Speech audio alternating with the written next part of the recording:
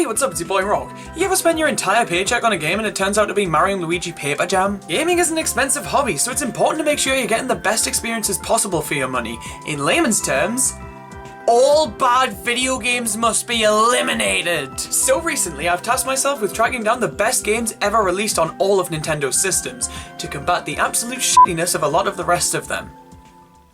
Because I really need something to wash out the aftertaste of Paper Mario Sticker Star.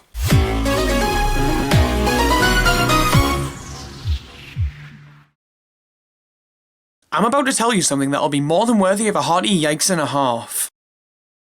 There's some bad video games out there. No! Hundreds of games are born every minute. Just take a look at the Nintendo Switch eShop and it'll only take a matter of seconds for you to be inundated with shit. Game development is some tricky stuff. I've made one smattering of code that does the bare minimum to be considered playable. I know everything about video games. There are so many elements of game development that can go haywire. There's a very delicate balance that needs to be achieved to ensure that the game you're making is good.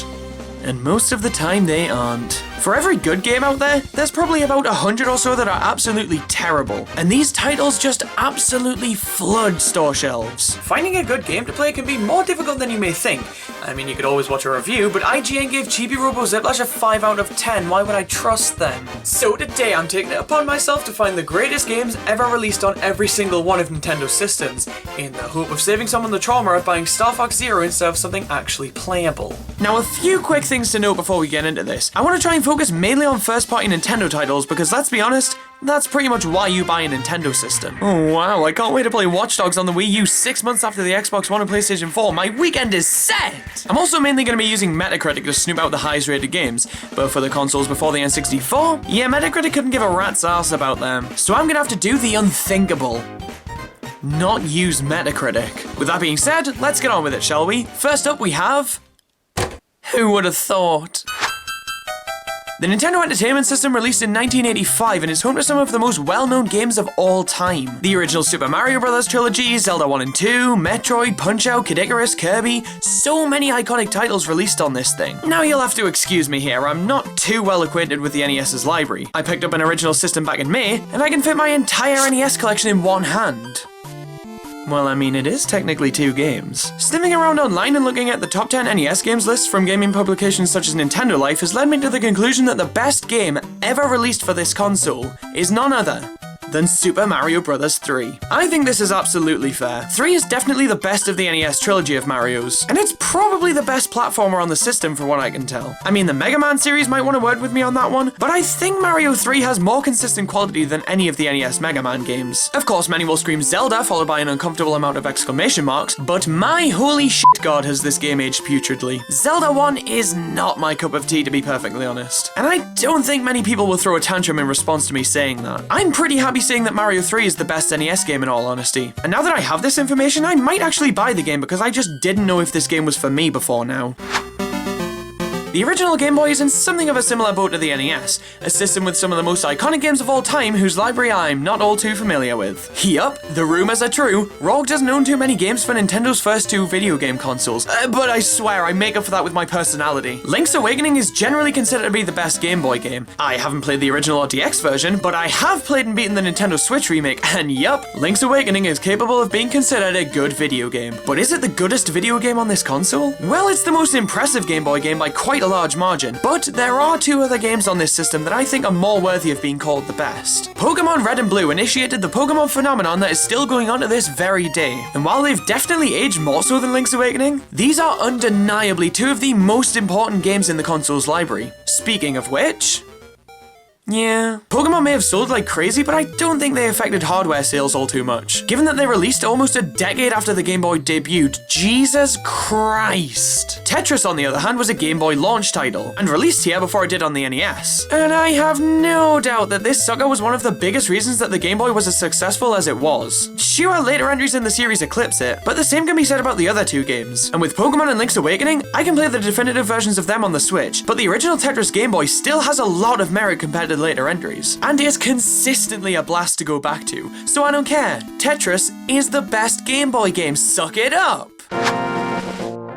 Finally, a system I've actually played for an acceptable amount of time. And good lord do we have some solid contenders here. Donkey Kong Country, Super Metroid, Yoshi's Island, Mario World. The SNES has an absolutely sublime first-party library. Looking online, the general consensus seems to be that The Legend of Zelda: A Link to the Past is not only the best Super Nintendo game, but the best 2D Zelda game of all time. Now I'm quite conflicted here. I'm obviously a lot more smitten with the other titles that I mentioned. Platformers are my favourite genre of gaming, and the SNES was home to some of the best platformers ever crafted. So I'm inclined to give the throne to Yoshi's Island or Donkey Kong Country. But my god, A Link to the Past is some top quality stuff. I personally haven't played all too much of this game. I don't even own it, sadly. But I have played a bit of it on Nintendo Switch Online, and oh my god, I want to keep playing so badly. Even just playing for a little bit, I can see the quality and appeal of this game. I'm not sure if I personally consider it to be my favourite Super Nintendo game because I've barely fucking played it, but I think I'm okay with giving A Link to the Past the title of the best Super Nintendo game. But even still, only by a very, very slim margin.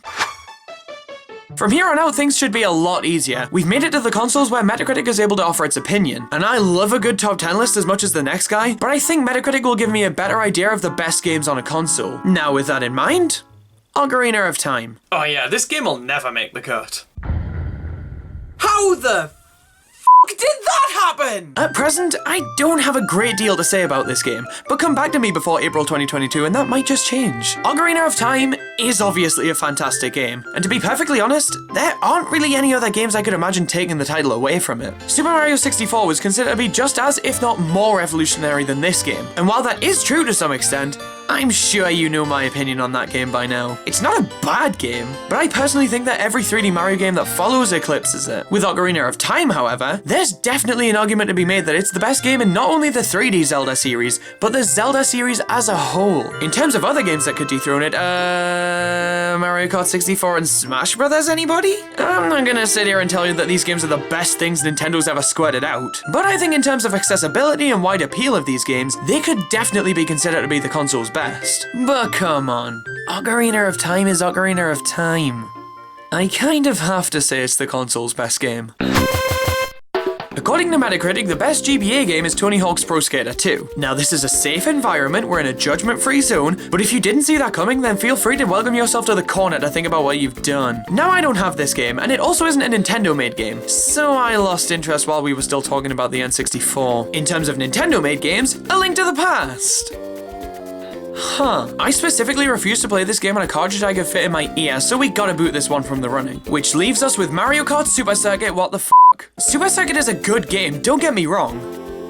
But the best GBA game? As a certified GBA owner, I'm legally obligated to tell you the bullshit is in the air. Proceed with caution. Mario and Luigi Superstar Saga, Metroid Fusion, Zelda the Minish Cap, Kirby and the Amazing Mirror. Really, any of these games deserve the spot more so than Super Circuit. Yes, there's an argument to be made about accessibility and wide appeal with Super Circuit, just like with 64. But if we're looking at Super Circuit as a multiplayer game, man, it is a bitch. 4 GBAs, 4 copies of the game, and 4 link cables. That's a pretty hefty investment, all for this. Now, I personally don't have a strong opinion about which game should take the throne here. Really, any of the other games I listed would be much more deserving. So I think I'm gonna give it a Banjo Pilot. It's not a good racing game, but it sure as hell ain't Mario Kart Super Circuit. This is a bit of a tough one. Let's just say I have plans to talk about the game at length soon enough. So for now, I'll say that Metroid Prime is a fantastic game, and is more than deserving of being one of the highest rated games on the system. But the highest? That's tricky. From what I've been able to gather online, a certain Super Smash Bros. Melee-riddled fandom give a hearty fist-shaking to the concept of this game being the best on the console for many reasons. Melee was the best-selling game on the platform and is one of the most popular esports known to man. So yeah, I'd say this game is definitely capable of being considered the GameCube's finest. As for me, come on now. Melee isn't a bad game, far from it, but I personally think it isn't the best of its series, and certainly not the best game on the GameCube, god no. So what would I pick instead? fucking anything, really. Super Mario Sunshine is definitely up there, but considering how glitchy and unpolished the game can be at times, in tandem with how honking frustrating it can be, it's hard to warrant calling this sucker the best game on the console. The Legend of Zelda: The Wind Waker is another game that is hugely beloved, with wider appeal, and is also a game that I haven't played, so let's just avoid this conversation entirely. Now, you probably want me to stop beating around the bush and tell you what the hell I think, but honestly, I could say that chibi fucking Robo deserves the title and not have a single sliver of shame. However, if we want to talk serious contenders, then I have 3 for you. Paper Mario: The Thousand Year Door, Pikmin 1, and Mario Kart Double Dash. I would have included Luigi's Mansion and Animal Crossing, but I think considering how niche the former is and how much the later entries in the series improve over the latter, they probably aren't as deserving as the games I'm about to talk about. Don't take that to mean I don't like these games. No. They're both some of my personal highlights on the console. I just think they work better as groundwork titles for their respective series rather than the magnum opuses. Well, that's kinda debatable with Luigi's Mansion, but that's a whole tangent, so I'll shut the fuck up about it now. Paper Mario: The Thousand Year Door is pretty much unanimously considered the best game in the Paper Mario series. Hell, the best RPG that stars the plumber. And for good reason. The story, characters, and world are incredibly immersive. The gameplay system is perfection and is insanely engaging. Every single piece of the puzzle fits together perfectly to form an absolute masterpiece that people haven't been able to shut up about since. Pikmin was the first in one of the most lovely series Nintendo has ever spat out. The core concept and gameplay of this one are absolutely stellar, but I've already went on and maybe even on about how much I love this game, so I guess I'll just leave it at that. And finally, Mario Kart Double Dash is the most unique and straight up fun game in the Mario Kart series, and is by far the most accessible game on the console. Metroid, Pikmin, and Paper Mario aren't all too inviting to casual players in my opinion, but everyone with skin knows Mario Kart and has had an absolute blast with the series with one entry or another. Double Dash outclasses the rest of the series by a fair few decibels, so it's definitely a worthy contender.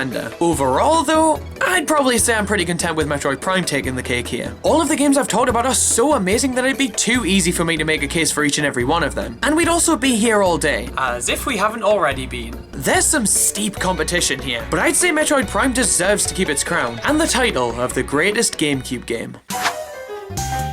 Oh boy, the DS. It's one of my darkest secrets that I haven't played this system much since 2011, but even still, the DS has a fantastic library, and the highest rated of that library is Grand Theft Auto Chinatown Wars. From what I can tell, this game looks wicked solid. It was a callback to the top-down style of the first 2 Grand Theft Autos. Again, this game seems solid, but we're looking for first-party titles here. So let's see which games fell just below this one. Flipnote Studio.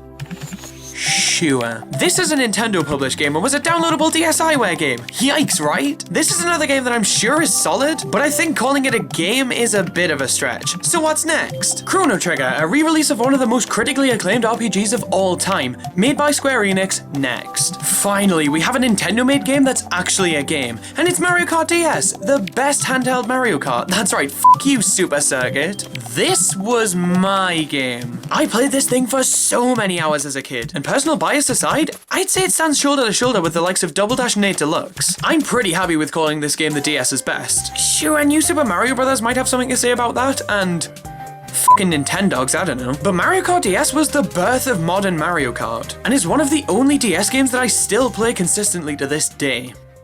And I don't think I'd live to see another day if I said Mario Party DS was the best DS game.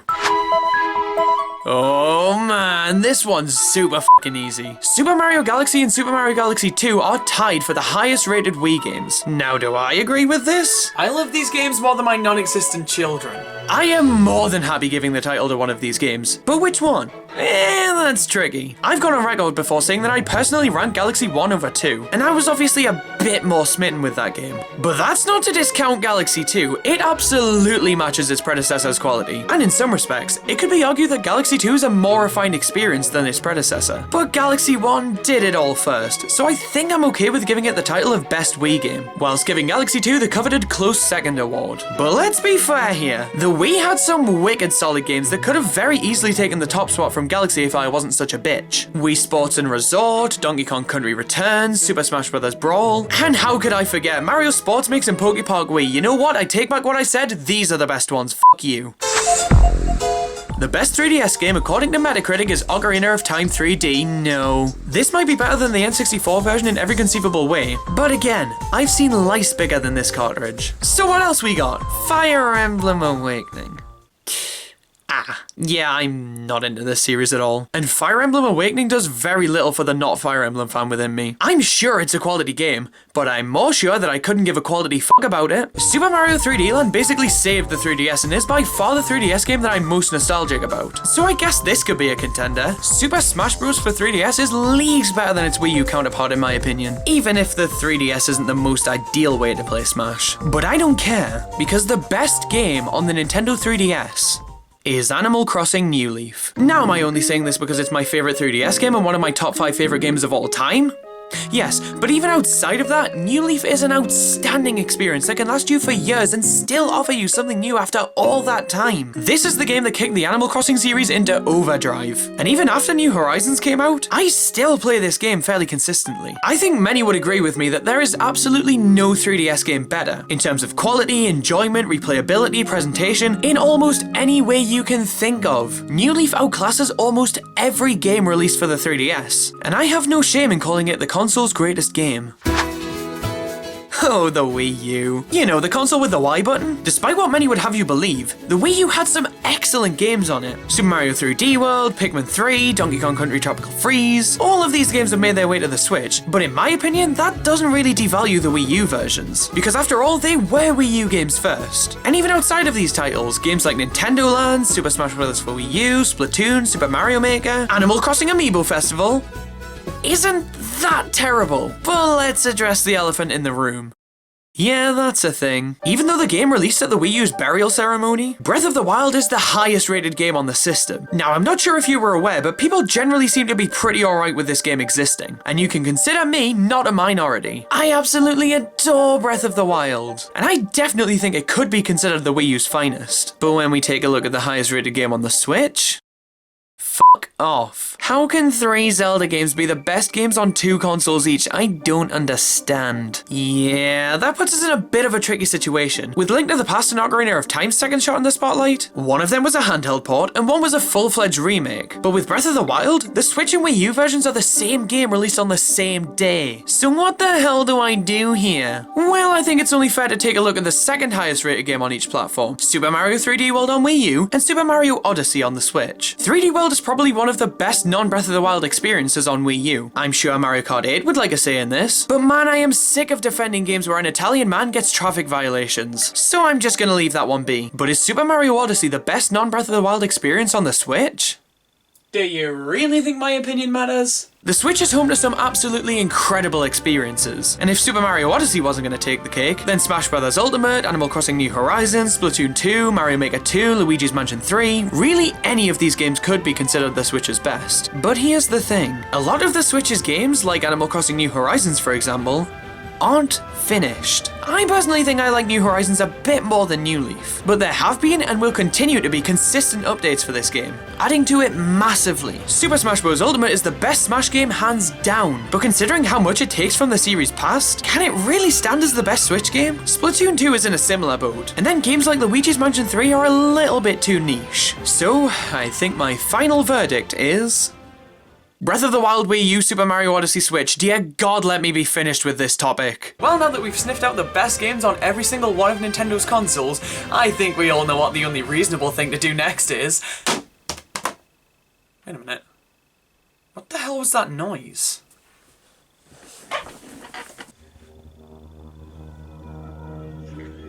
What the hell?